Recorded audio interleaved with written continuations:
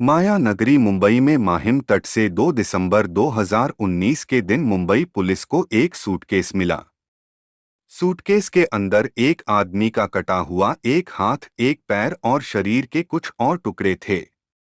Police को ये suitcase महिम बीच पर तैरता हुआ मिला था। लाश की पहचान कर पाना पुलिस के लिए बेहद मुश्किल था। पुलिस को सूटकेस से लाश के अलावा शर्ट, स्वेटर और पेंट भी मिले थे। सूटकेस मिलते से ही खलबली मच गई। पुलिस के सामने एक नया और बिना ओरछोर का केस आकर खड़ा हो गया था।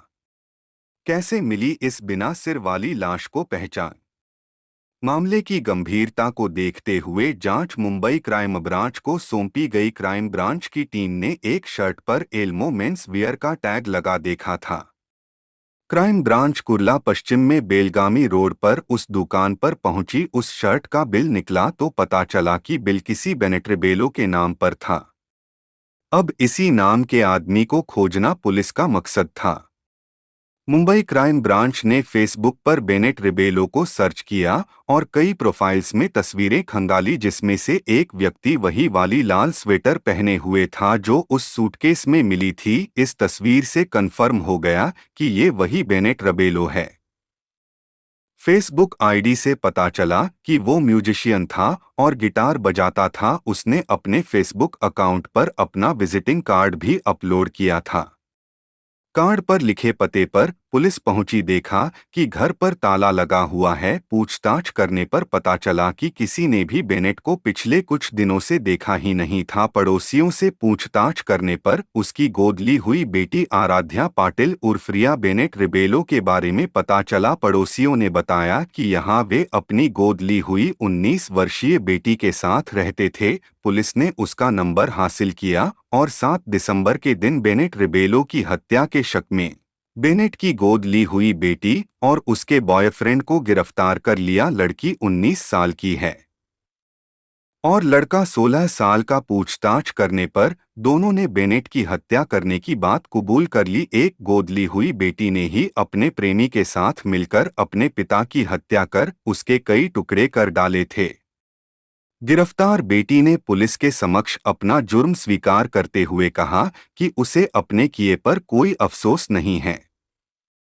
लड़की ने हत्या की जो वजह बताई, उसे जानकर घर पर अकेला रहता था। 2 शादियां की थीं, लेकिन दोनों पत्नियों से अलग हो चुका था। 26 नवंबर के दिन उसकी बेटी ने अपने बॉयफ्रेंड के साथ मिलकर उसकी हत्या कर दी। उसने घटना की पूरी जानकारी देते हुए बताया कि दोनों ने बेनेट के ऊपर चाकू और डंडे से हमला किया, उसके मुंह पर मच्छर मारने वाला स्प्रे किया और चाकू से गोदकर मार डाला। इसके बाद शव को ठिकाने लगाने का एक प्लान बनाया। उन्होंने 3 दिनों तक शव को घर में रखा। इस दौरान रिबेलो की बेटी और बॉयफ्रेंड फ्लैट पर ही मौजूद थे। उन्होंने तेज धार वाले 4 चाकुओं से शव को छोटे छोटे टुकड़ों में काटा। शव के टुकड़े करने से पहले चाकू को गर्म किया गया। टुकड़ों को 3 सूटकेस में भरकर रिक्शा के जरिए मीठी नदी तक लेकर गए और फेंक दिया, जिसमें से एक सूटकेस बहता हुआ माहिम बीच पर पहुंच गया था। इस पूरे कांड में रिया के बॉयफ्रेंड का एक दोस्त भी शामिल था। रिया ने बताया कि बेनेट उसका यौन शोषण करता था और बॉयफ्रेंड के साथ उसके रिश्ते का विरोध करता था, जिससे वह तंग आ चुकी थी और अपने प्रेमी के साथ मिलकर उसकी हत्या कर दी। पुलिस ने बांद्रा कुर्ला कॉम्प्लेक्स इलाके के पास मीठी नदी से दूसरे सूटकेस को भी बरामद किया। बाद में पुलिस ने इस मामले में तीसरे आरोपी को गिरफ्तार किया। पुलिस की गिरफ्त में आए इस तीसरे आरोपी का नाम अली उमर मियां चाउस है।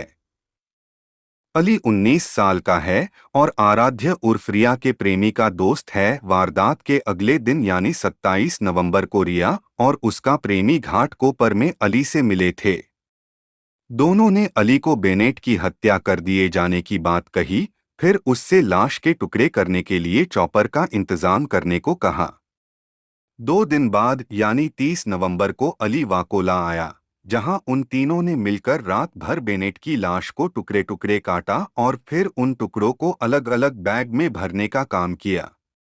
अली ने पुलिस को बताया कि उसने बेनेट के काटे हुए धड़ को बैग में भरने के बाद उसको टेप से लपेट दिया था। साथ ही उसने लाश को ठिकाने लगाने के लिए जरूरी सामान की खरीदारी में उन दोनों की मदद भी की। दोनों के साथ उसने बेनेट के घर के पास मौजूद एक दुकान से सूटकेस व अन्य सामान खरीदे। इसी सूटकेस में लाश के टुकड़ों को भरकर वे तीनों मीठी नदी में फेंक आए थे। 26 नवंबर को बेनेट रिबेलो का कत्ल किया गया था। 27 नवंबर को उसकी लाश के 8 टुकड़े किए गए। इसके लिए 4 चाकू लाए गए। रिबेलो के किचन में इन चाकुओं को गैस चूल्हे से गर्म कर उसके शरीर के अलग अलग हिस्से को काटा गया। कुछ हिस्सों को एक सूटकेस में रखा गया। बाद में मुंबई के अलग अलग जगहों पर उसकी बॉडी को फेंका गया।